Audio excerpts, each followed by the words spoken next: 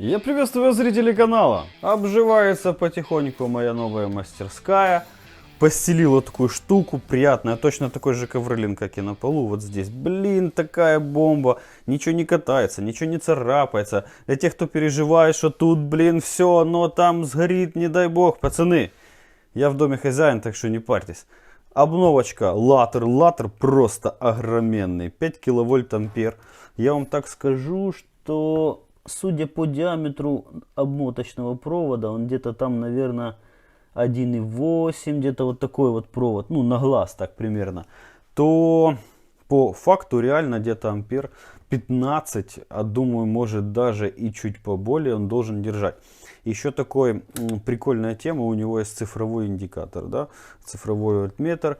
И максимум, кстати, давайте так раздвинем, чтобы тут ничего не замкнуть.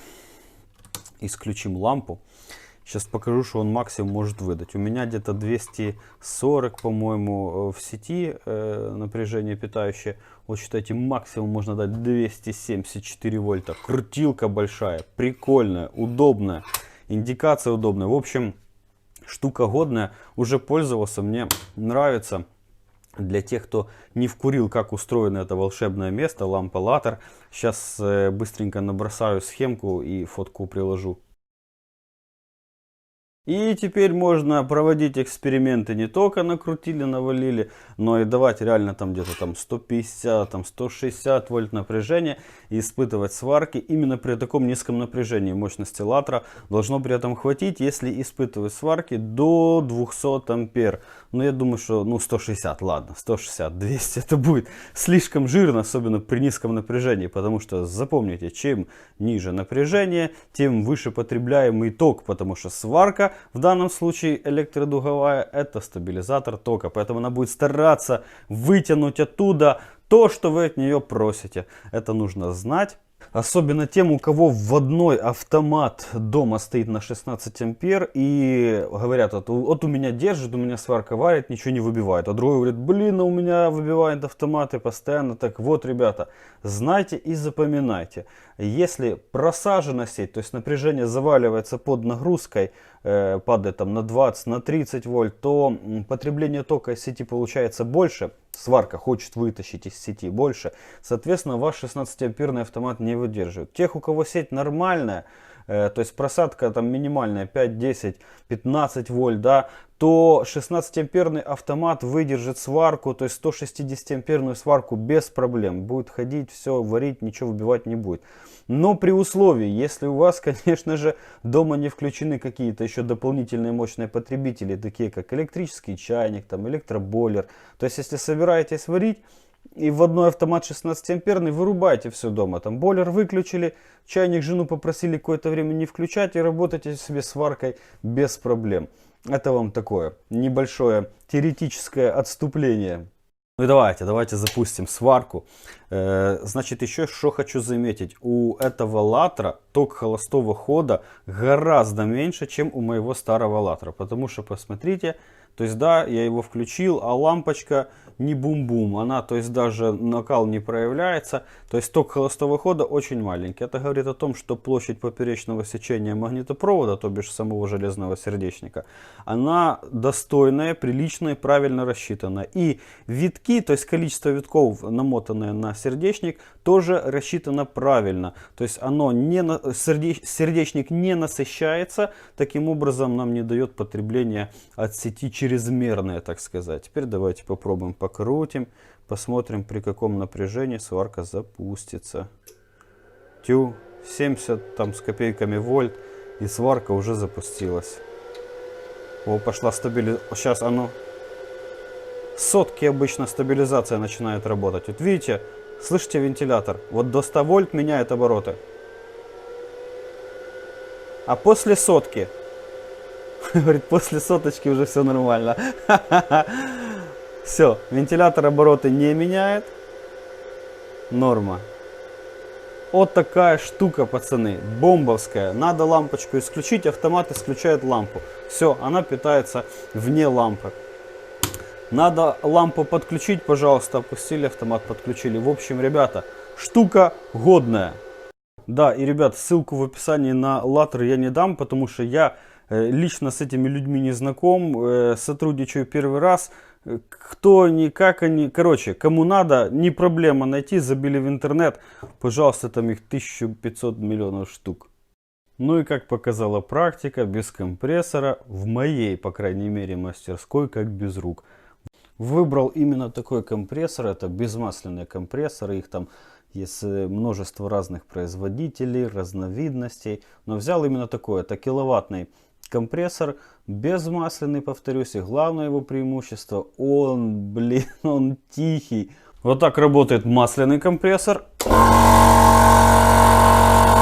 А вот так работает безмасляный компрессор. Тишина, спокойствие, он не напрягает, в общем-то, реально штука бомбовская.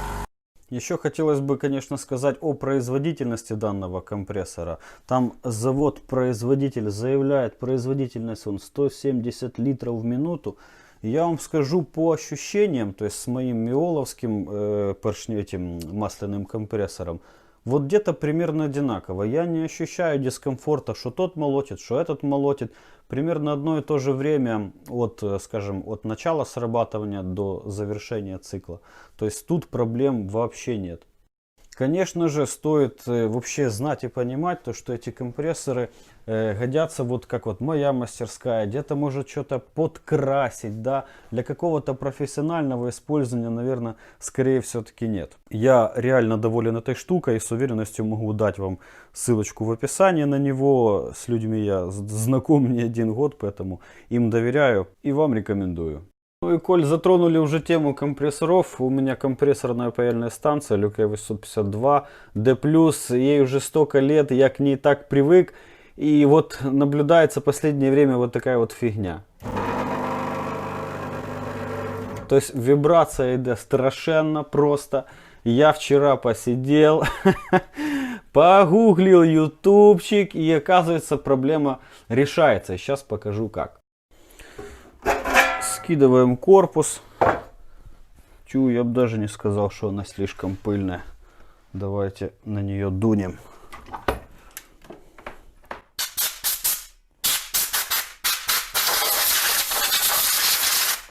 Отлично. Ну вот никуда. Как вот без сварки никуда, так без компрессора никуда. Итак, ребята, вот наш компрессор.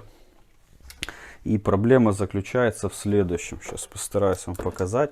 Вот обратите внимание на вот эту вот заднюю подушку, да, как она себя чувствует. А вот передняя подушка ее совсем сплющила. Ну, ребята, года берут свое.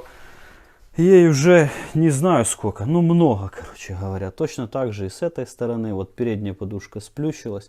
Задняя более-менее себя чухает. Сейчас будем лечить. С помощью силиконового поливочного шланга.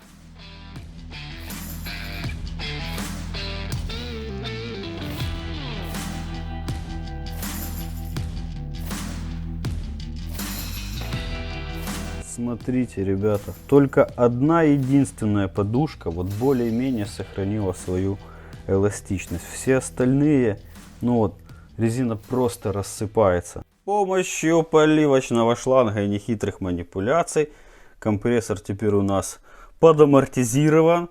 Вот, четко стоит, классно. Давайте теперь попробуем запустить его без крышки. Тихонечко себе. Вибрация минимальная.